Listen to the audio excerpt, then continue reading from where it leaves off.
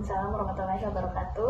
Perkenalkan, saya Rida Rizky Fadila, mahasiswa Institut Ilmu Kesehatan Pneumonia, Makassar, Prodi S1 Administrasi Rumah Sakit.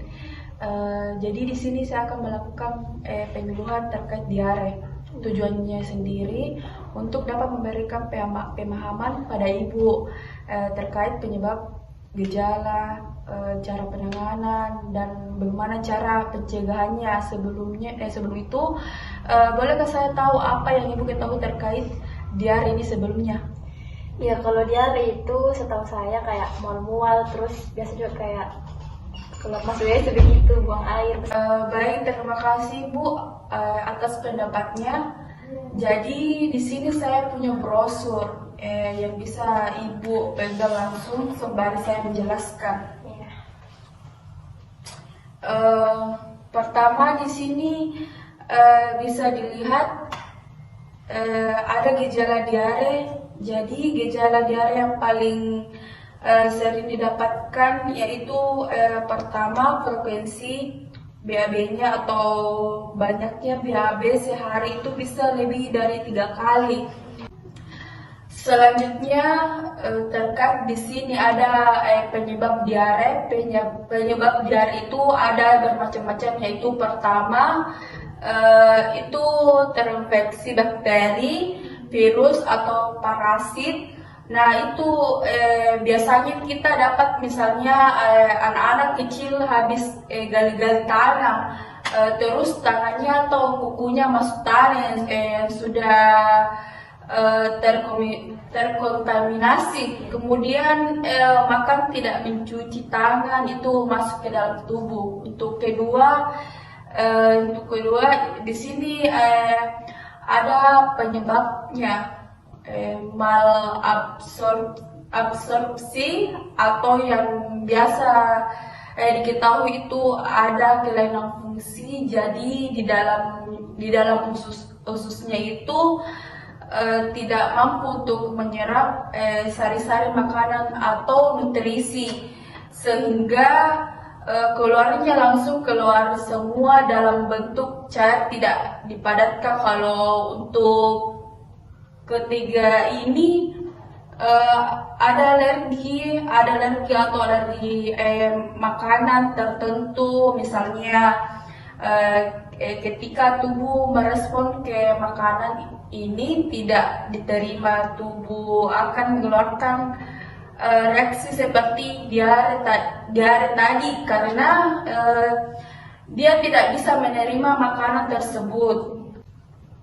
Kemudian di sini juga ada penurunan daya tahan tubuh. Kenapa penurunan daya tahan tubuh ini salah satu penyebab diare. Jadi penurunan daya tahan tubuh ini kondisi di mana tubuh kita tidak bisa dengan baik melawan infeksi bakteri atau virus dari luar. Sebenarnya kita itu sering terpapar bakteri karena ada daya tahan tubuh kita yang kuat. Jadi kita tidak sakit, tapi ketika daya tahan tubuh kita menurun, bakteri-bakteri ini lebih mudah menginfeksi tubuh kita, menginfeksi tubuh kita. Jadi kita lebih mudah terkena diare terus. Di sini kita ada kurangnya, sangat penting karena biasanya bakteri penyebab diare ini biasa kita kenal nama Escherichia coli. Itu hidupnya di tempat-tempat sanitasinya kurang baik, di air kotor. Seperti ini untuk penjelasan terkait penyebab diare. Apakah Ibu mengerti yang saya jelaskan tadi? Iya, mengerti. Selanjutnya ada bagaimana cara untuk mencegah diare. Di sini saya ada memberikan beberapa tips untuk mencegah diare tersebut. Yang pertamanya itu pemberian ASI untuk yang cukup. Kenapa saya masukkan ini? Karena untuk bayi sendiri, mereka itu mendapatkan asupan antibodi atau ketahanan tubuh dari ASI ibunya, karena si ibunya mengandung antibodi yang banyak sehingga mereka bisa lebih tahan terhadap infeksi bakteri, virus dan lainnya sebagainya. Kemudian yang kedua, ada menggunakan air yang bersih, yang jelas, karena seperti yang tadi saya jelaskan, kalau bakteri dari penyebab diare ini suka hidup di air yang kotor seperti itu. Kemudian yang ketiga, rajin mencuci tangan. Nah, ini juga berkaitan dengan penyebab yang pertama tadi. Kalau misalnya kita habis mandi luar, menyentuh sembarang itu harus mencuci tangan dulu sebelum makan atau sebelum beraktivitas lainnya. Kemudian ada yang terakhir, di sini ada yang menggunakan jamban.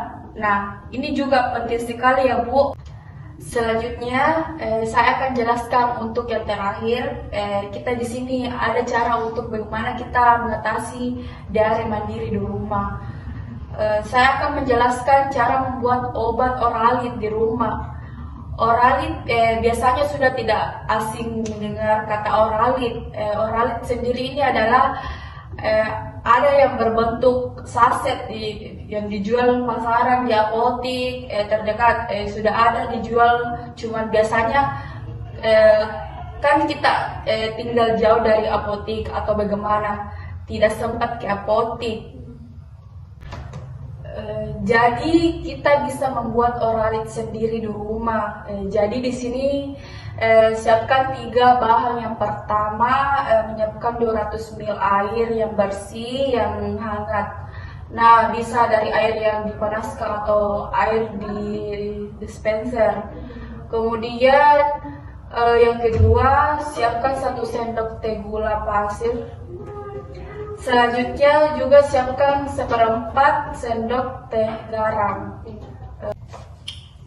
Nah, setelah semua bahan sudah siap, bisa dapat dilarutkan gula dan garam di dalamnya, air bersih yang hangat. Tadi saya sudah disiapkan. Nah, ini sudah langsung bisa dikonsumsi. Kalau misalnya mengkonsumsi oralit ini tidak efektif selama 2-3 hari, mungkin bisa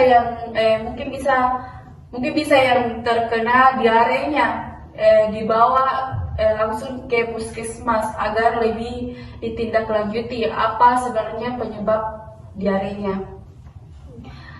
Apakah bagaimana penjelasan tentang pencegahan diare yang tadi saya jelaskan, Ibu? Apakah Ibu sudah paham? Iya, paham. Ya. Mungkin itu saja bisa yang saya jelaskan mengenai terkait diare.